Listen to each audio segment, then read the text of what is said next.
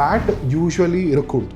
Multiple ಸಿಂಟಮ್ಸಿಂದನೂ ಬರ್ಬೋದು ಅಥವಾ ಸಿಂಟಮ್ಸ್ ಇಲ್ದೇನೂ ಬರ್ಬೋದು. ನೀವು ಬಾಲ್ಯದಲ್ಲಿದ್ದಾಗ ನೀವು ನೋಡ್ತಿರ್ಬೋದು ನಿಮ್ಮ ಶಾಲೆಯಲ್ಲಿ, ನಿಮ್ಮ ಕ್ಲಾಸಲ್ಲಿ ಅಥವಾ ನಿಮ್ಮ ಸುತ್ತಮುತ್ತ ಎಷ್ಟು ಜನ ದಪ್ಪ ಇದ್ರು. ಯಾರಿಗೆ ಡಯಾಬಿಟಿಸ್ ಆಲ್ರೆಡಿ ಇದೆ ಅಲ್ಲಿ ಆಲ್ಮೋಸ್ಟ್ 60 to 70% ಜನಕ್ಕೆ ಇರುವಂಥ ಚಾನ್ಸಸ್ ಇರ್ತವೆ. ಮುಂಚೆ ಆಗಿದ್ರೆ ಎಲ್ಲರೂ ಲಿವರ್ ಪ್ರಾಬ್ಲಮ್ ಏನು ಡ್ರಿಂಕ್ಸ್ ಮಾಡಿದರೆ ಅಥವಾ ಆಲ್ಕೋಹಾಲ್ ತೊಗೊಂಡಿದ್ರೆ ಅಥವಾ ಏನಾದರೂ ಚಟಗಳಿದ್ರೆ ಅವರಿಗೆ ಮಾತ್ರ ಬರುತ್ತೆ ಅಂತ ಅಂದ್ಕೊಳ್ತಿದ್ವಿ. ಫ್ಯಾಟಿ ಲಿವರ್ ಅನ್ನೋದು ಏನು ಸಿಂಟಮ್ಸ್ ಅಷ್ಟೊಂದು ಕಾಣಿಸ್ಕೊಳ್ಳಲ್ಲ. ಸಾಮಾನ್ಯವಾಗಿ ನೋಡಿದ್ರೆ 5 ಜನದಲ್ಲಿ 3 ಜನ ದಪ್ಪ ಇದ್ದಾರೆ. ಲಿವರ್ ಏನಿರುತ್ತೆ ಒಂದು ಸ್ಪಾಂಜ್ ಥರ ಒಂದು ಸಾಫ್ಟ್ ಆಗಿರುತ್ತೆ. ಆ ಸಾಫ್ಟ್ನೆಸ್ ಹೋಗ್ಬಿಟ್ಟು ಹಾರ್ಡಾಗಿ ಒಂಥರ ವುಡನ್ ಟೇಬಲ್ ಥರ ಆಗ್ಬಿಡುತ್ತೆ. ನಾನ್ ವೆಜಿಟೇರಿಯನ್ ಇವನ್ ವೆಜಿಟೇರಿಯನ್ಸಲ್ಲಿ ಕೂಡ ಜಾಸ್ತಿ ನೋಡ್ತೀವಿ. ಲಿವರಲ್ಲಿ ಮಾಡ್ತಕ್ಕಂಥ ಚೇಂಜಸ್ ಅದ್ರ ಕೆಲಸದ ಮೇಲೆ ಪರಿಣಾಮ ಮಾಡುತ್ತೆ. ಈಗ ರೆಡ್ ಮೀಟ್ ಅನ್ನೋದು ಏನು ತುಂಬ energy dense food. Gas problem ಅಂತೂ ಇವಾಗ ಸರ್ವೇ ಸಾಮಾನ್ಯ ಆಗ್ಬಿಟ್ಟಿದೆ. ಸೊ ನಾ ಈಗ ಕ್ಲಿನಿಕಲ್ಲಿ ಕೂತ್ಕೊಂಡ್ರೆ 10 ಜನ ಬರೋದ್ರಲ್ಲಿ 5 ಜನಕ್ಕೆ ಗ್ಯಾಸ್ ಪ್ರಾಬ್ಲಮ್ಸ್ ಇರುತ್ತೆ. ಫ್ಯಾಟು ಶುಗರ್ ಏನಿರುತ್ತೆ ಕಾರ್ಬೋಹೈಡ್ರೇಟ್ಸ್ ಅಂತ ನಾವು ಹೇಳ್ತೀವಿ. ಸೊ ಅದು ಕಾಮನ್ ಆಗಿ ಅಕ್ಯುಮುಲೇಟ್ ಆಗ್ತಾ ಹೋಗುತ್ತೆ. ಇದು ಕಾಲಾವಧಿ ಪ್ರಾಬಬ್ಲಿ 3 ರಿಂದ 10 ವರ್ಷದ ಕಾಲ. ಸೊ ಆ ಟೈಮ್ನಲ್ಲಿ ಏನಾಗುತ್ತೆ ಅಂದರೆ ನಮ್ಮ ಬಾಡಿ ಯಾವಾಗ ಅದನ್ನು ತೆಗೀಲಿಕ್ಕೆ ಆಗಲಿಲ್ಲ ಅಲ್ಲೊಂದು ಅಣೆಕಟ್ಟು ಅಥವಾ ಡ್ಯಾಮ್ ಕಟ್ಟಲಿಕ್ಕೆ ನೋಡುತ್ತೆ. ಪ್ಯಾಂಡಮಿಕ್ ಅಂತ ನಾವು ಕೊರೋನಾ ಎಲ್ಲ ಹೇಳ್ತಿದ್ವಿ. ಸೊ ಇದು ಇವಾಗ ಒಬೆಸಿಟಿ ಪ್ಯಾಂಡಮಿಕ್ ಆಗಿದೆ. ಮೋಸ್ಟ್ ಆಫ್ ದ ಟೈಮ್ ಯಾರಿಗೂ ಸಿಂಟಮ್ಸ್ ಅಂತ ಇರಲ್ಲ, ಮೇಜರ್ ಸಿಂಟಮ್ಸ್ ಅಂತ ಇರಲ್ಲ. ಅದು ತುಂಬ ಜನರಲ್ ಆಗಿರುವಂಥ ಸಿಂಟಮ್ಸ್ಗಳೇ ಇರ್ತವೆ. ಕೆಲಸ ಮಾಡಿದ್ದೀವಿ, ಅದಾದಮೇಲೆ ತುಂಬ ನಿಶಕ್ತಿ ಥರ ಆಗ್ಬಿಡುತ್ತೆ ನಮಗೆ. ಎಸ್ಪೆಷಲಿ ಸಾಯಂಕಾಲ ಆಯಿತು ಅಂದರೆ ನಮಗೆ ಎಫರ್ಟ್ ಹಾಕ್ಲಿಕ್ಕೆ ಆಗಲ್ಲ, ನಿದ್ದೆ ಮಾಡಬೇಕು ಅನ್ಸುತ್ತೆ ಸಾಮಾನ್ಯವಾಗಿ. ಇವತ್ತಿಂದ ನಾಳೆಗೇನೆ ನನಗೆ ಲಿವರ್ ಪ್ರಾಬ್ಲಮ್ ಬಂತು, ಫ್ಯಾಟಿ ಲಿವರ್ ಅಂತಲ್ಲ, ನಾನು ಹಿಂದೆ ಎಲ್ಲ ತಿಂದಿರೋದು ಮಾಡಿರೋದು ಎಲ್ಲ ರಿಸಲ್ಟ್ ಲೇಟ್ ಆಗಿ ಗೊತ್ತಾಗುತ್ತೆ. ಸೊ ನಾವು ಕರ್ಮ ಮಾಡಿದ್ದು ಆ ಜನ್ಮದಲ್ಲೇ ಎಲ್ಲ ತೀರಿಸ್ಬೇಕಾಗುತ್ತೆ.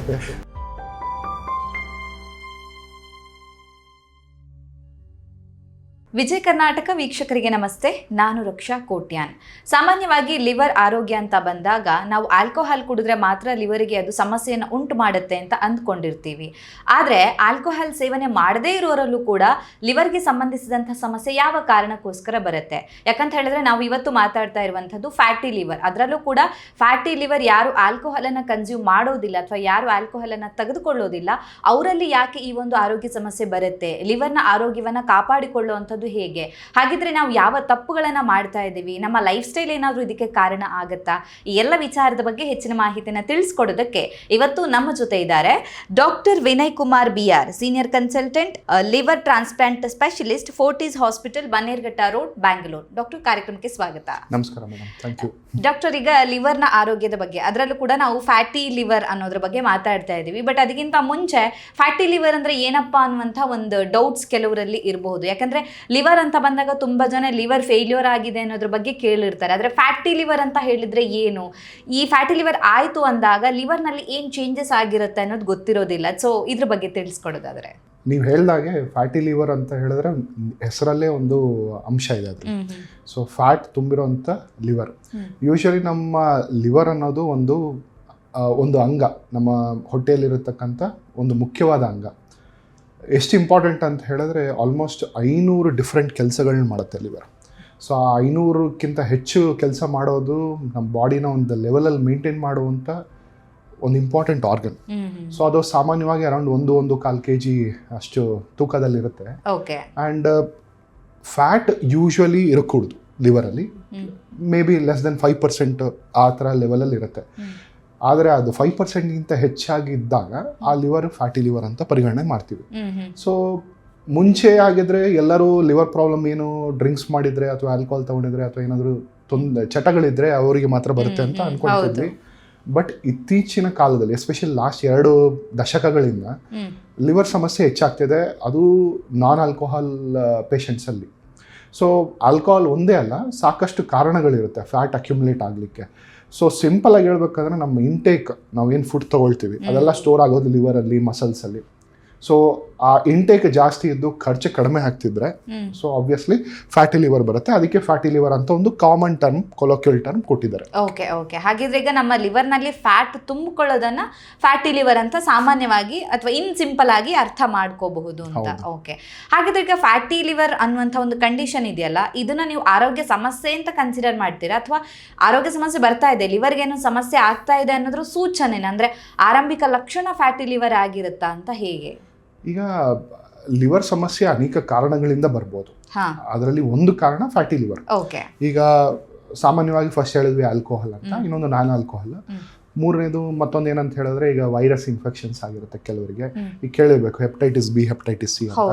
ಸಾಮಾನ್ಯವಾಗಿ ಅಂಥವರಿಗೂ ಕೂಡ ಲಿವರ್ ಸಮಸ್ಯೆಗಳು ಕಾಣಿಸ್ಕೊಳ್ಳುತ್ತೆ. ನಾವು ಈಗ ಮುಖ್ಯವಾಗಿ ಮಾತಾಡಬೇಕಾಗಿರೋದು ಫ್ಯಾಟಿ ಲಿವರ್. ಅದು ಫ್ಯಾಟ್ ಅಕ್ಯುಮುಲೇಷನ್ ಆದರೆ ಏನೇನು ಆಗ್ಬೋದು ಅಂತ. ಸೊ ನೀವು ಅದನ್ನು ವಾರ್ನಿಂಗ್ ಸೈನ್ ಅಂತಲೂ ತಗೊಳ್ಬೋದು, ಅಥವಾ initial stages of liver disease ಅಂತಲೂ ಪರಿಗಣನೆ ಮಾಡ್ಬೋದು. ಈಗ ಇನಿಷಿಯಲ್ ಸ್ಟೇಜಸ್ ಅಂದರೆ ಹೇಗೆ, ಲಿವರಿಂದಲ್ಲಿ ಒಂದು ಫ್ಯಾಟ್ ಅಕ್ಯುಮುಲೇಟ್ ಆಗ್ತಾ ಹೋದರೆ ಆ ಫ್ಯಾಟ್ ನಮ್ಮ ಬಾಡಿಯಲ್ಲಿ ಮಾಡ್ತಕ್ಕಂಥ ಚೇಂಜಸ್ ಅಥವಾ ಲಿವರಲ್ಲಿ ಮಾಡ್ತಕ್ಕಂಥ ಚೇಂಜಸ್ ಅದರ ಕೆಲಸದ ಮೇಲೆ ಪರಿಣಾಮ ಮಾಡುತ್ತೆ. ಸೊ ಆ ಕೆಲಸ ತೀರಾ ಹದಗೆಟ್ಟಾಗ ಲಿವರ್ ಸಮಸ್ಯೆಗಳು ಜಾಸ್ತಿ ಆಗ್ತವೆ. So most of the time ಏನಾಗುತ್ತೆ ಅಂತ ಹೇಳಿದ್ರೆ ಫ್ಯಾಟಿ ಲಿವರ್ ಅನ್ನೋದು ಏನು ಸಿಂಪ್ಟಮ್ಸ್ ಅಷ್ಟೊಂದು ಕಾಣಿಸ್ಕೊಳ್ಳಲ್ಲ.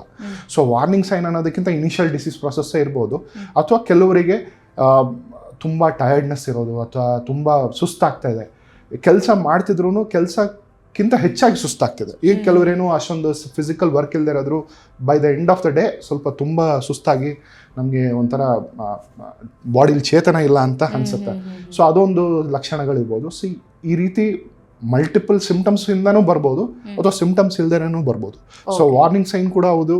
ವಾರ್ನಿಂಗ್ ಸೈನ್ ಅಂತ ಕೆಲವರು ಎಲ್ಲರಿಗೂ ಬರುತ್ತೆ ಸಿಂಪ್ಟಮ್ಸ್ ಅಂತಾನು ಹೇಳಲಿಕ್ಕಾಗಲ್ಲ. So it's a part of initial disease process. ಆ ಡಿಸೀಸ್ ಪ್ರಾಸೆಸ್ ಏನಾದರೂ ಪ್ರೋಗ್ರೆಸ್ ಆಯಿತು ಅಂತ ಹೇಳಿದ್ರೆ ಲಿವರ್ ಸಮಸ್ಯೆ ಜಾಸ್ತಿ ಆಗುತ್ತೆ. ಓಕೆ. ಹಾಗಾದ್ರೆ ಈಗ ಲಿವರ್ನಲ್ಲಿ ಫ್ಯಾಟ್ ತುಂಬಿಕೊಳ್ಳುವಂಥದ್ದು ಲಿವರ್ ಸಮಸ್ಯೆ ಆಗುತ್ತೆ ಅನ್ನೋದ್ರ ಮೊದಲ ಲಕ್ಷಣ ಕೂಡ ಆಗಿರಬಹುದು, ಅಂದ್ರೆ ಇನಿಷಿಯಲ್ ಸ್ಟೇಜ್ ಕೂಡ ಆಗಿರಬಹುದು ಅಂತ. ಸೊ ಇವತ್ತು ನಾವು ಮುಖ್ಯವಾಗಿ ಮಾತಾಡ್ತಾ ಇರುವಂಥದ್ದು ಆಲ್ಕೋಹಾಲ್ ಕನ್ಸ್ಯೂಮ್ ಮಾಡದೇ ಇರೋರಲ್ಲಿ ಯಾಕೆ ಇದು ಆಗುತ್ತೆ ಅಂತ. ಯಾಕಂದ್ರೆ ಆಲ್ಕೋಹಾಲ್ ಕನ್ಸ್ಯೂಮ್ ಮಾಡ್ತಾ ಇದ್ದಾರೆ ಅಂದ್ರೆ ಲಿವರ್ ಹಾಳಾಗುತ್ತೆ ಅನ್ನೋದು ಕಾಮನ್ ಆಗಿ ಎಲ್ರಿಗೂ ಗೊತ್ತಿರುವಂಥದ್ದು. ಯಾಕೆ ಹೀಗಾಗುತ್ತೆ? ನೀವು ಹೇಳಿದ್ರಿ ನಾವು ತೆಗೆದುಕೊಳ್ಳುವಂಥ ಆಹಾರ ಅಂತ.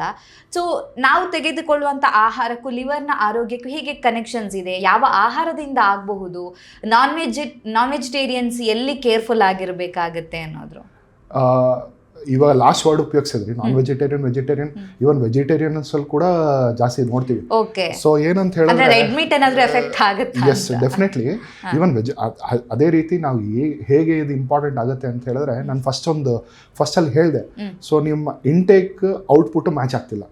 ಸೊ ಖರ್ಚು ಮಾಡಬೇಕು.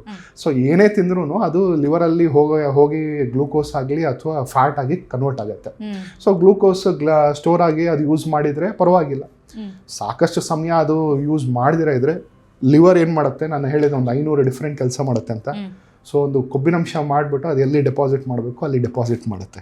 ಸೊ ಹಾಗಾಗಿ ಫ್ಯಾಟ್ ಅಕ್ಯುಮುಲೇಷನ್ ಆಗೋದ್ರಿಂದ ಆ ಪ್ರಾಬ್ಲಮ್ ಬರುತ್ತೆ. ಯಾರಲ್ಲಿ ಈ ಥರ ಹೆಚ್ಚಾಗಿ ಕಾಣಿಸ್ಕೊಳ್ತಿದೆ ಈ ಟೈಮಲ್ಲಿ ಅಂತ ಹೇಳಿದ್ರೆ, ಫುಡ್ ವೈಸ್ ಹೇಳಿದ್ರಿ.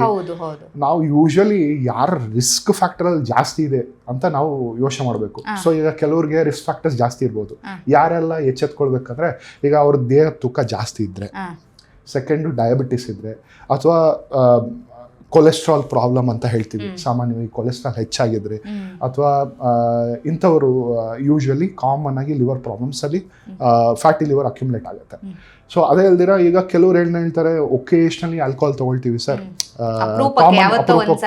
ಸೊ ಏನಾಗುತ್ತೆ ಅಂದ್ರೆ ಉರಿಯೋ ಬೆಂಕಿಗೆ ತುಪ್ಪ ತರ ಸ್ವಲ್ಪ ಅದನ್ನು ಜೋಡಿಸ್ಕೊಂಡು ಎಲ್ಲ ಪ್ರಾಬ್ಲಮ್ ಕೊಡುತ್ತೆ.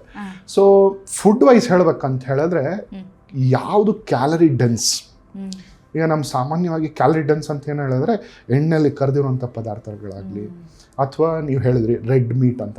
ಈಗ ರೆಡ್ ಮೀಟ್ ಅನ್ನೋದೇನು ತುಂಬ energy dense food. So lean protein ಆದರೆ ಪರವಾಗಿಲ್ಲ, ಬಿಕಾಸ್ ಪ್ರೋಟೀನಲ್ಲಿ ಒಂದೇನಂತ ಹೇಳಿದ್ರೆ ಅದು ಅಕ್ಯುಮುಲೇಟ್ ಆಗಲ್ಲ. ಎಷ್ಟು ಬೇಕೋ ಅಷ್ಟು ಬಾಡಿಲಿ ಸೇರ್ಕೊಳುತ್ತೆ, ಮಿಕ್ಕಿದ್ದು ಡೈಜೆಸ್ಟ್ ಆಗಿ ಅದು ಹೊರಗಡೆ ಹೋಗುತ್ತೆ.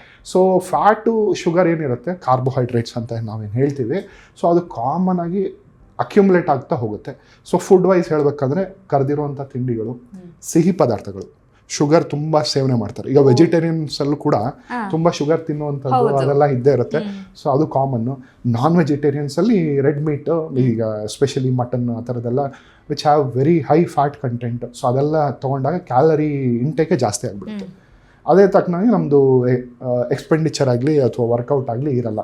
ಸೊ ಎರಡೂ ಇಂಬ್ಯಾಲೆನ್ಸ್ ಆಗಿ ಅಕ್ಯುಮುಲೇಟ್ ಆಗುತ್ತೆ. ಚೆನ್ನಾಗಿ ತಿಂದಿರ್ತೀವಿ ಆದ್ರೆ ಎಕ್ಸರ್ಸೈಸ್ ಏನು ಮಾಡಲ್ಲ, ಫಿಸಿಕಲ್ ಆಕ್ಟಿವಿಟಿ ಏನು ಮಾಡಲ್ಲ, ಶೇಖರಣೆ ಆಗತ್ತೆ ಕೊಬ್ಬು, ಹೊರಗಡೆ ಹೋಗೋದಿಲ್ಲ.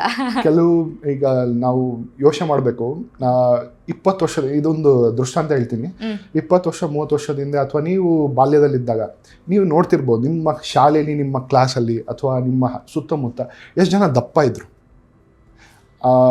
ಇನ್ಫ್ಯಾಕ್ಟ್ ನಿನ್ನೆ ಒಂದು ಯೂಟ್ಯೂಬಲ್ಲಿ ಒಂದು ವಿಡಿಯೋ ನೋಡ್ತಿದ್ದೆ, why 1970s people were very thin and ಇದು ಅಂತ.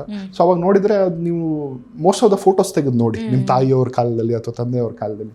ಸೊ ಎಲ್ಲರೂ ಸ್ಲಿಮ್ ಆ್ಯಂಡ್ ಫಿಟ್ ಆಗಿ ಕಾಣಿಸ್ಕೊಂಡು ದಪ್ಪ ಯಾರು ಇರ್ತಿರ್ಲಿಲ್ಲ. Very rarely may be 1 or 2 kids in the class ಅಥವಾ 1 or 2 in the office used to be obese. So ಇವಾಗ ಏನಾಗಿದೆ, ನೀವು ಸಾಮಾನ್ಯವಾಗಿ ನೋಡಿದ್ರೆ 5 ಜನದಲ್ಲಿ 3 ಜನ ದಪ್ಪ ಇದ್ದಾರೆ. ಸೊ ಆ 3 ಜನ ಪ್ರೋಗ್ರೆಸ್ ಆಗ್ತಾರೆ. ಸೊ ಇದೊಂಥರ ಈ ಒಬೆಸಿಟಿ ಪ್ಯಾಂಡಮಿಕ್ ಆಗ್ಬಿಟ್ಟಿದೆ. ಪ್ಯಾಂಡಮಿಕ್ ಅಂತ ನಾವು ಕೊರೋನಾ ಎಲ್ಲ ಹೇಳ್ತಿದ್ವಿ. ಸೊ ಇದು ಇವಾಗ ಒಬೆಸಿಟಿ ಪ್ಯಾಂಡಮಿಕ್ ಆಗಿದೆ. ಒಂದು ಅಂಕಿಅಂಶಗಳ ಪ್ರಕಾರ 2030 ಆಲ್ಮೋಸ್ಟ್ 1 in 2 ಆಗಿಬಿಡ್ತಾರೆ.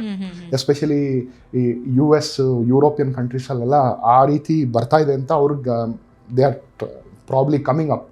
ನಮ್ಮ India already diabetes capital. So ಹಾಗಾಗಿ ಸೊ ಮುಂದಿನ ದಶಕಗಳಲ್ಲಿ ಮೇ ಬಿ 10-15 ವರ್ಷದಲ್ಲಿ ಇನ್ನೂ ಹೆಚ್ಚು ಪೇಷಂಟ್ಸ್ ಈ ಥರ ತೊಂದರೆಗಳಿಂದ ನರಳ್ತಾರೆ. ಸೊ ಹಾಗಾಗಿ ಅವೇರ್ನೆಸ್ ತರುವಂಥದ್ದು ಇಂಪಾರ್ಟೆಂಟ್ ಮೆಸೇಜ್ ಆಗ್ಬಿಡುತ್ತೆ. ಹೌದು. ಓಕೆ, ಹಾಗಿದ್ರೆ ಹೆಚ್ಚು ಕರಿದ ಪದಾರ್ಥಗಳು, ಹೆಚ್ಚು ಕೊಬ್ಬಿರುವಂತ ಆಹಾರ, ಅದ್ರ ಜೊತೆಗೆ ಸಿಹಿ ಪದಾರ್ಥ, ಇದು ಲಿವರ್ ಅಲ್ಲಿ ಫ್ಯಾಟ್ ಶೇಖರಣೆ ಆಗೋದಕ್ಕೆ ಮುಖ್ಯ ಕಾರಣ ಆಗಿರುತ್ತೆ ಅಂತ. ಸೊ ಲಕ್ಷಣಗಳ ಬಗ್ಗೆ ಒಂದಿಷ್ಟು ವಿಚಾರಗಳನ್ನ ಆಗ್ಲೇ ಹೇಳಿದ್ರಿ ಡಾಕ್ಟರ್ ನೀವು, ಅಂದ್ರೆ ಸುಸ್ತಾಗ್ಬೋದು ಹಾಗೆ ಹೀಗೆ ಅಂತ. ಬಟ್ ಎಲ್ಲರಿಗೂ ಕೂಡ ಲಿವರ್ ಅಲ್ಲಿ ಫ್ಯಾಟ್ ಅಕ್ಯುಮುಲೇಟ್ ಆಗಿದ್ರೆ ಅಥವಾ ಫ್ಯಾಟಿ ಲಿವರ್ ಇತ್ತು ಅಂತ ಹೇಳಿದಾಗ ಲಕ್ಷಣಗಳು ಕಾಣಿಸ್ಕೊಳ್ಬಹುದಾ, ಅಥವಾ ಫ್ಯಾಟಿ ಲಿವರ್ ಅಲ್ಲಿ ಆರಂಭಿಕ ಸ್ಟೇಜ್ ನಲ್ಲೇ ಲಕ್ಷಣಗಳು ಗೊತ್ತಾಗ ನಾವ್ ಯಾವಾಗ ಎಚ್ಚೆತ್ಕೋಬೇಕು, ನಮ್ಮ ಬಾಡಿ ಏನ್ ಸಿಗ್ನಲ್ ಅನ್ನು ಕೊಡುತ್ತೆ ಅನ್ನೋದು ಗೊತ್ತಾಗ್ಬೇಕಲ್ವಾ? ಸೊ ಅದಕ್ಕೆ ಈಗ ಫಸ್ಟ್ ಪಾರ್ಟ್ ಅಲ್ಲಿ ನಾನು ಯಾರಿಗೆಲ್ಲ ಸಿಂಪ್ಟಮ್ಸ್ ಇರ್ಬೋದು ಅಂತ, but most of the time ಯಾರಿಗೂ ಸಿಂಪ್ಟಮ್ಸ್ ಅಂತ ಇರಲ್ಲ, ಮೇಜರ್ ಸಿಂಪ್ಟಮ್ಸ್ ಅಂತ ಇರಲ್ಲ. ಅದು ತುಂಬಾ ಜನರಲ್ ಆಗಿರುವಂತ ಸಿಂಪ್ಟಮ್ಸ್ಗಳೇ ಇರ್ತವೆ. ಸೊ ಈಗ ಸಾಮಾನ್ಯವಾಗಿ ಸುಸ್ತು ಎಲ್ಲರಿಗೂ ಆಗುತ್ತೆ, ನಿಶಕ್ತಿ ಎಲ್ಲರಿಗೂ ಇರುತ್ತೆ, ಹೊಟ್ಟೆ ಭಾರ ಎಲ್ಲರಿಗೂ ಇರುತ್ತೆ, ಗ್ಯಾಸ್ ಪ್ರಾಬ್ಲಮ್ ಅಂತೂ ಇವಾಗ ಸರ್ವೇ ಸಾಮಾನ್ಯ ಆಗ್ಬಿಟ್ಟಿದೆ. ಸೊ ನಾ ಈಗ ಕ್ಲಿನಿಕಲ್ಲಿ ಕೂತ್ಕೊಂಡ್ರೆ 10 ಜನ ಬರೋದ್ರಲ್ಲಿ 5 ಜನಕ್ಕೆ ಗ್ಯಾಸ್ ಪ್ರಾಬ್ಲಮ್ಸ್ ಇರುತ್ತೆ. ಸೊ ಯಾರಿಗೆಲ್ಲ ಪ್ರಾಬ್ಲಮ್ ಇರ್ಬೋದು ಅಂತ ಕಷ್ಟ ಹೇಳೋದು.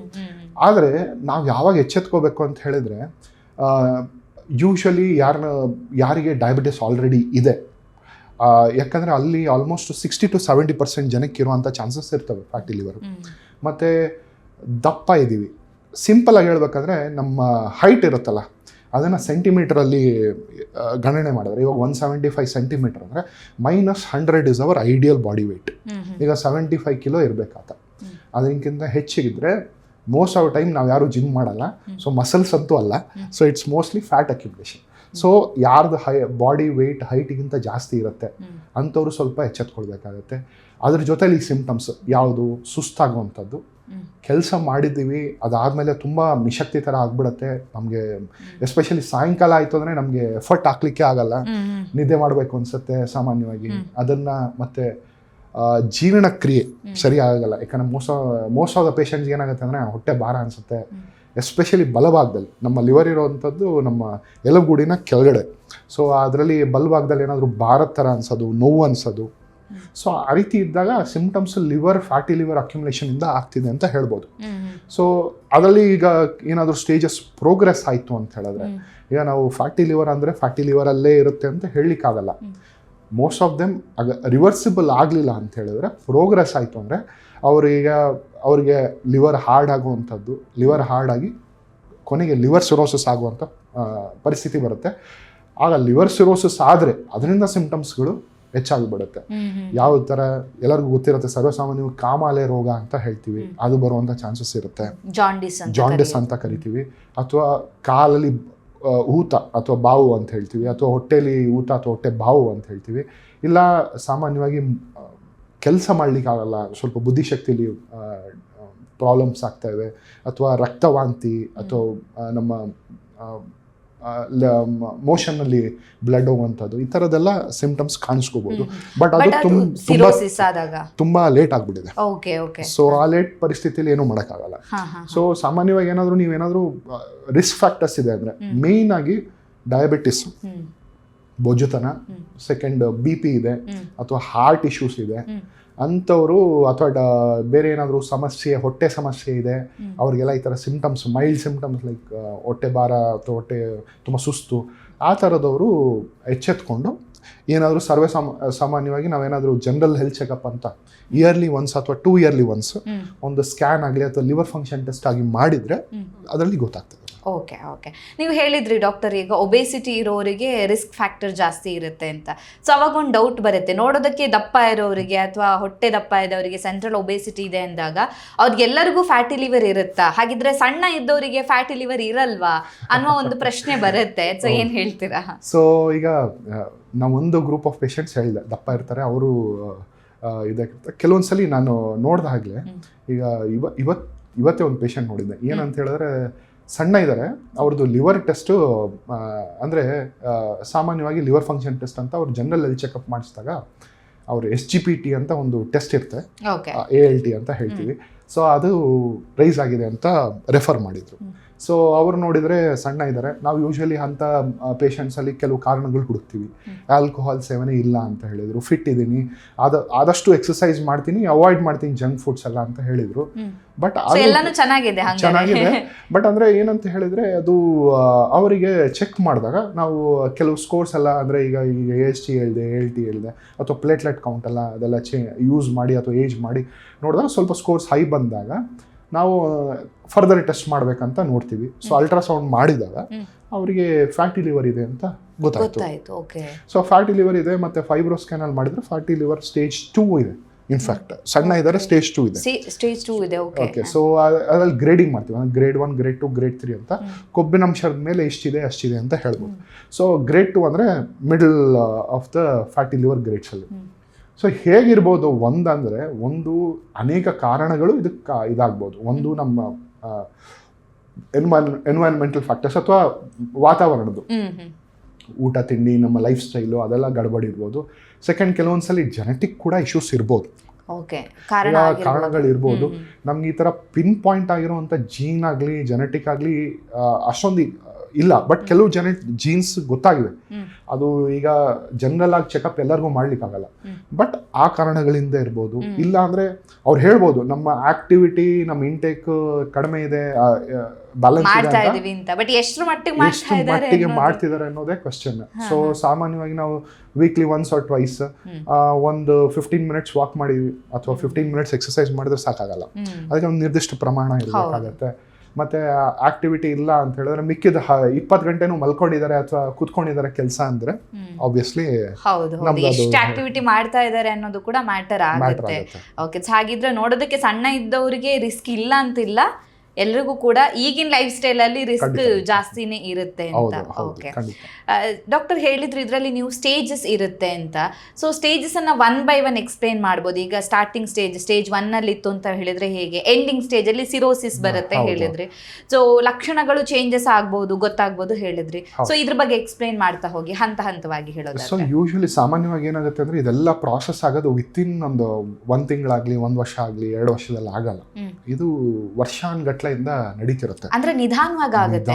ಈಗ ಇವತ್ತಿಂದ ನಾಳೆಗೆ ನನ್ಗೆ ಲಿವರ್ ಪ್ರಾಬ್ಲಮ್ ಬಂತು, ಫ್ಯಾಟಿ ಲಿವರ್ ಅಂತಲ್ಲ, ನಾನು ಹಿಂದೆ ಎಲ್ಲ ತಿಂದಿರೋದು ಮಾಡಿರೋದು ಎಲ್ಲ ರಿಸಲ್ಟ್ ಲೇಟ್ ಆಗಿ ಗೊತ್ತಾಗುತ್ತೆ. ಸೊ ನಾವು ಕರ್ಮ ಮಾಡಿದ ಆ ಜನ್ಮದಲ್ಲೇ ಎಲ್ಲ ತೀರಿಸ್ಬೇಕಾಗತ್ತೆ. ಸೊ ಈಗ ಏನಾಗಿದೆ ಅಂತ ಹೇಳಿದ್ರೆ, ಫಸ್ಟ್ ಎಸ್ಪೆಷಲಿ ನಾವೀಗ ಒಂದು ಹೇಳ್ಬೇಕಂತ ಹೇಳಿದ್ರೆ, ಈಗ ಸಾಮಾನ್ಯವಾಗಿ ಮಕ್ಕಳಲ್ಲಿ ಹೆಚ್ಚಾಗಿ ಕಾಣಿಸ್ಕೊಳ್ತಾ ಇದೆ. ಈಗ ಮಕ್ಕಳಲ್ಲೂ ಕೂಡ ಆಲ್ಮೋಸ್ಟ್ ಚೈಲ್ಡ್ಹುಡ್ ಒಬೆಸಿಟಿಯಿಂದ ಅಥವಾ ಲಿವರ್ ಪ್ರಾಬ್ಲಮ್ಸ್ ಇಂದ ಫ್ಯಾಟ್ ಅಕ್ಯುಮುಲೇಷನ್ ಆಗ್ತಿರೋದು ನೋಡ್ತಾ ಇದೀವಿ. ಅದು ಯೂಶಲಿ ಸ್ವಲ್ಪ ಪ್ರೋಗ್ರೆಸ್ ಆಗ್ತಾ ಆಗ್ತಾ ಆಗ್ತಾ ಕೆಲವು ಸಮಯಗಳ ನಂತರ ಏನಾಗುತ್ತೆ ಅಂದ್ರೆ ಕೊಬ್ಬಿನಂಶ ಅಷ್ಟು ಒಳ್ಳೇದಲ್ಲ ಬಾಡಿಗೆ. ಏನಾಗುತ್ತೆ, ಅದು ಇನ್ಫ್ಲಮೇಷನ್ ಅಂತ ಕಾಸ್ ಮಾಡುತ್ತೆ. ಇನ್ಫ್ಲಮೇಷನ್ ಅಂದ್ರೆ ನಮ್ಮ ಬಾಡಿ, ಸೊ ಬಾಡಿ ಒಂಥರ ಅದನ್ನ ಹೆಂಗಾರು ಮಾಡಿ ತೆಗಿಬೇಕಪ್ಪ ಅಂತ ಯೋಚನೆ ಮಾಡುತ್ತೆ. ಸೊ ಹೆಂಗ್ ತೆಗಿಯೋದು, ಅದರದ್ದು ಇಮ್ಯುನಿಟಿಯಿಂದಾನೇ ತೆಗಿಯೋಣ ಅಂತ ಟ್ರೈ ಮಾಡಿದಾಗ ಅಲ್ಲಿ ಒಂದು ಇನ್ಫ್ಲಮೇಷನ್ ಕಾಣಿಸ್ಕೊಳ್ಳುತ್ತೆ. ಅಲ್ಲಿಗೆ ಸ್ಟಾರ್ಟ್ ಆಗುತ್ತೆ ಪ್ರಾಬ್ಲಮ್ಸ್. ಸೊ ಯೂಶಲಿ ಇನ್ಫ್ಲಮೇಷನ್ ಆಗದೇ ಇರೋವರೆಗೂ ಓಕೆ, ಫ್ಯಾಟ್ ಅಕ್ಯುಮುಲೇಟ್ ಆಗಿದೆ ಲಿವರಲ್ಲಿ ಅಂದರೆ ರಿವರ್ಸಿಬಿಲಿಟಿ ತುಂಬ ಚೆನ್ನಾಗಿರುತ್ತೆ. ಅವ್ರಿಗೆ ಅಷ್ಟೊಂದು ಸಿಮ್ಟಮ್ಸ್ ಇರಲ್ಲ. ಇನ್ಫ್ಲಮೇಷನ್ ಯಾವಾಗ ಶುರುವಾಗುತ್ತೆ ಅವಾಗ ನಮ್ಮ ಲಿವರ್ ಟೆಸ್ಟ್ಗಳಲ್ಲಿ ಗಡ್ಬಡ ಆಗೋಕ್ಕೆ ಶುರುವಾಗುತ್ತೆ. ನಾ ಆವಾಗಲೇ ಹೇಳಿದ್ದೆ, ಒಂದು SGPT ಅಂತ ಟೆಸ್ಟ್ ಮಾಡ್ತೀವಿ, ಅದು ಜಾಸ್ತಿ ಹೋಗ್ಬೋದು, ಅಥವಾ ಸ್ವಲ್ಪ ಮಟ್ಟಿಗೆ ಜಾಂಡಿಸ್ ಶುರು ಆಗ್ತಾ ಇರ್ಬೋದು, ಅಥವಾ ಇನ್ಫ್ಲಮೇಷನ್ ಸ್ಟಾರ್ಟ್ ಆಗ್ತಿರ್ಬೋದು, ಅಥವಾ ಸಿಮ್ಟಮ್ಸ್ ಜಾಸ್ತಿ ಆಗ್ತಾ ಹೋಗ್ಬೋದು. ಸೊ ಇದಕ್ಕೆ ನಾವು ಸ್ಟಿಯಟೋ ಹೆಪಟೈಟಿಸ್ ಅಂತ ಒಂದು ಸ್ಟೇಜ್ ಹೇಳ್ತೀವಿ. ಸೊ ಹೆಪಟೈಟಿಸ್ ಅಂದರೆ inflammation in the liver. So steato ಅಂತ ಹೇಳಿದ್ರೆ ಫ್ಯಾಟ್. ಸೊ ಫ್ಯಾಟಿಂದ ಇನ್ಫ್ಲಮೇಷನ್ ಆಗ್ತಾ ಇದೆ ಅಂತ ಒಂದು ಮೆಡಿಕಲ್ ಟರ್ಮ್. ಸೊ ಆ ಇನ್ಫ್ಲಮೇಷನ್ ಹಾಗೆ ಪ್ರೋಗ್ರೆಸ್ ಆಗ್ತಿದ್ರೆ ಇದು ಕಾಲಾವಧಿ ಪ್ರಾಬಬ್ಲಿ 3 ರಿಂದ 10 ವರ್ಷದ ಕಾಲ. ಸೊ ಆ ಟೈಮ್ನಲ್ಲಿ ಏನಾಗುತ್ತೆ ಅಂದರೆ ನಮ್ಮ ಬಾಡಿ ಯಾವಾಗ ಅದನ್ನು ತೆಗಿಲಿಕ್ಕೆ ಆಗಲಿಲ್ಲ ಅಲ್ಲೊಂದು ಅಣೆಕಟ್ಟು ಅಥವಾ ಡ್ಯಾಮ್ ಕಟ್ಟಲಿಕ್ಕೆ ನೋಡುತ್ತೆ. ಸೊ ಹೇಗೆ ಅಂತ ಹೇಳಿದ್ರೆ ಸೆಲ್ಸ್ ಪಕ್ಕ, ನಮ್ಮ ಲಿವರ್ ಸೆಲ್ಸ್ ಪಕ್ಕ ಎಲ್ಲ ಒಂದು ಫೈಬ್ರೋಸಿಸ್ ಅಂತ ಹೇಳ್ತೀವಿ, ಲಿವರ್ನ ಫೈಬ್ರೋಸ್ ಮಾಡಿ ಹಾಳಾಗುತ್ತೆ. ಈಗ ನಾವು ಹೇಗೆ ಇದನ್ನು ನಿದರ್ಶನ ಮಾಡ್ಬೋದು ಅಂದರೆ, ಇವಾಗ ಏಟು ಬೀಳುತ್ತೆ, ಅಲ್ಲಿ ಒಂದು ಸ್ಕಾರ್ ಆಗುತ್ತೆ. ಆ ಸ್ಕಾರು ಫಸ್ಟು ಆ ಹುಣ್ಣು ಸ್ವಲ್ಪ ಕೆಂಪಾಗಿ ದಪ್ಪ ಕಾಣುತ್ತೆ. ಅದಾದಮೇಲೆ ಸ್ಲೋಗೆ ಆ ಸ್ಕಾರ್ ಏನಿರುತ್ತೆ ಅದು ಪರ್ಫೆಕ್ಟಾಗಿ ಕ್ಲೀನ್ ಆಗಿಬಿಡುತ್ತೆ. ಸೊ ಆ ಸ್ಕಾರ್ನೇ ಫೈಬ್ರೋಸಿಸ್ ಅಂತ ಹೇಳ್ತೀವಿ. ಸೊ ಈ ಸ್ಟೇಜ್ಗೆ ಹೋದ್ಮೇಲೆ ಅಂತೂ ತುಂಬ ಕಷ್ಟ ಆಗಿಬಿಡುತ್ತೆ. ಆಮೇಲೆ ಅದು ರಿವರ್ಸಿಬಲ್ ಆಗೋ ಚಾನ್ಸಸ್ ತೀರಾ ಕಡಿಮೆ. ಎಸ್ಪೆಷಲಿ ಇವಾಗಿರೋ ಅಂಥ ಮೆಡಿಸಿನ್ಸಲ್ಲಿ ನಾವೇನೂ ಮಾಡಲಿಕ್ಕಾಗಲ್ಲ. ಅದಾದಮೇಲೆ progression to cirrhosis is the ultimate step. So cirrhosis ಅಂದರೆ ಏನು, ಆ ಸ್ಕಾರ್ ಏನಾದರೂ ಲಿವರ್ ತುಂಬ ಹರಡ್ಬಿಟ್ರೆ ಆ ಲಿವರ್ ಹಾರ್ಡ್ ಆಗಿಬಿಡುತ್ತೆ. ಯೂಶ್ವಲಿ ನಮ್ಮ ಲಿವರ್ ಏನಿರುತ್ತೆ ಒಂದು ಸ್ಪಾಂಜ್ ಥರ ಒಂದು ಸಾಫ್ಟ್ ಆಗಿರುತ್ತೆ. ಆ ಸಾಫ್ಟ್ನೆಸ್ ಹೋಗ್ಬಿಟ್ಟು ಹಾರ್ಡಾಗಿ ಒಂಥರ ವುಡನ್ ಟೇಬಲ್ ಥರ ಆಗಿಬಿಡುತ್ತೆ. ಸೊ ಅದರಿಂದ ನಮ್ಮ ಸಿಮ್ಟಮ್ಸ್ ಎಲ್ಲ ಜಾಸ್ತಿ ಆಗಿಬಿಡುತ್ತೆ.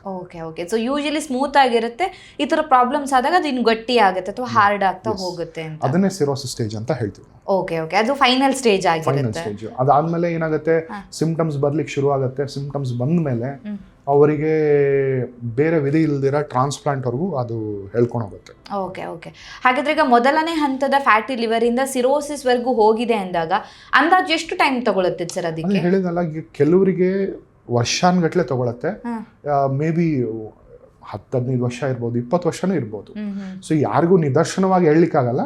ಬಟ್ ಹಂತವಾಗಿ ಒಂದು ಸ್ಟೇಜಿಂದ ನೆಕ್ಸ್ಟ್ ಸ್ಟೇಜ್ಗೆ ಹೋಗೋದಕ್ಕೆ ಮೇ ಬಿ ಇನಿಷಿಯಲ್ ಸ್ಟೇಜಸ್ಸಲ್ಲಿ ತುಂಬ ವರ್ಷಗಳು ತಗೊಳ್ಬೋದು. ಬಟ್ ಒಂದ್ಸಲಿ ಫೈಬ್ರೋಸಿಸ್ ಏನಾದರೂ ಶುರುವಾಗಿ ಹೋದರೆ ಅದು ವಿತಿನ್ ಕಪಲ್ ಆಫ್ ಇಯರ್ಸ್ ಅಥವಾ ಒಂದು 5 ವರ್ಷದ ಒಳಗಡೆ ಆ ಸಿರೋಸಿಸ್ ಸ್ಟೇಜ್ ದಾಟೋ ಅಂತ ಚಾನ್ಸಸ್ ತುಂಬ ಜಾಸ್ತಿ. Thank you so much doctor. ನಮ್ಮ ಇವತ್ತಿನ ಕಾರ್ಯಕ್ರಮದಲ್ಲಿ ಫ್ಯಾಟಿ ಲಿವರ್ ಬಗ್ಗೆ, ಅದರಲ್ಲೂ ಕೂಡ ಇಡೀ ದೇಹದ ಆರೋಗ್ಯ ಯಾಕೆ ಇಂಪಾರ್ಟೆಂಟ್ ಆಗುತ್ತೆ, ವೆಯ್ಟ್ ಲಾಸ್ ಎಷ್ಟು ಮುಖ್ಯ ಆಗುತ್ತೆ, ನಮ್ಮ ಆಹಾರ ಅಂದರೆ ನಾವು ಸಣ್ಣ ವಯಸ್ಸಿಂದ ಏನು ತಿನ್ಕೊಂಬಂದಿರ್ತೀವಿ ಅದನ್ನೇ ಫಾಲೋ ಮಾಡಬೇಕು, ಲಿವರ್ ಡಿಟಾಕ್ಸ್ ಅನ್ನುವಂಥದ್ದು ಎಷ್ಟು ದೊಡ್ಡ ಮಿತ್ ಅನ್ನೋದನ್ನು ಕೂಡ ನೀವು ಜನರಿಗೆ ತಿಳಿಸ್ಕೊಟ್ಟಿದ್ದೀರಾ. ಫೈನಲಿ ಹೇಳಬೇಕು ಅಂತ ಹೇಳಿದ್ರೆ ಲಿವರ್ನ ಆರೋಗ್ಯವನ್ನು ಹೇಗೆ ಕಾಪಾಡ್ಕೋಬೇಕು ಅನ್ನೋದ್ರ ಬಗ್ಗೆ ಸರಳವಾಗಿ ಹಾಗೆಯೇ ವಿವರವಾಗಿ ನಮ್ಮ ಆಡಿಯನ್ಸ್ಗೆ ಮಾಹಿತಿನ ತಿಳಿಸ್ಕೊಟ್ಟಿದ್ದೀರಾ. Thank you sir. Thank you so much. Thank you madam. Thank you Vijaya ಕರ್ನಾಟಕದವ್ರಿಗೆ. ಥ್ಯಾಂಕ್ ಯು ಎಲ್ಲ ವೀಕ್ಷಕರಿಗೂ. So thank you very much. ನಮ್ಮ ಇವತ್ತಿನ ಕಾರ್ಯಕ್ರಮದಲ್ಲಿ ಲಿವರ್ನ ಆರೋಗ್ಯವನ್ನು ಯಾವ ರೀತಿಯಾಗಿ ಕಾಪಾಡ್ಕೋಬೇಕಾಗತ್ತೆ, ಅದರ ಜೊತೆಗೆ ಫ್ಯಾಟಿ ಲಿವರ್ ಅಂತ ಹೇಳಿದ್ರೆ ಏನು, ಇದಕ್ಕೆ ಯಾವೆಲ್ಲ ಅಂಶಗಳು ಕಾರಣ ಆಗುತ್ತೆ ಅನ್ನೋದ್ರ ಬಗ್ಗೆ ಡಾಕ್ಟರ್ ನಮಗೆ ಹೆಚ್ಚಿನ ಮಾಹಿತಿಯನ್ನು ತಿಳಿಸ್ಕೊಟ್ಟಿದ್ದಾರೆ. ಆರೋಗ್ಯಕ್ಕೆ ಸಂಬಂಧಿಸಿದಂಥ ಹೆಚ್ಚಿನ ವಿಡಿಯೋಗಳನ್ನು ನಮ್ಮ ವಿಜಯ್ ಕರ್ನಾಟಕ ಹೆಲ್ತ್ ಪೇಜ್ನಲ್ಲಿ ನೀವು ನೋಡಬಹುದು.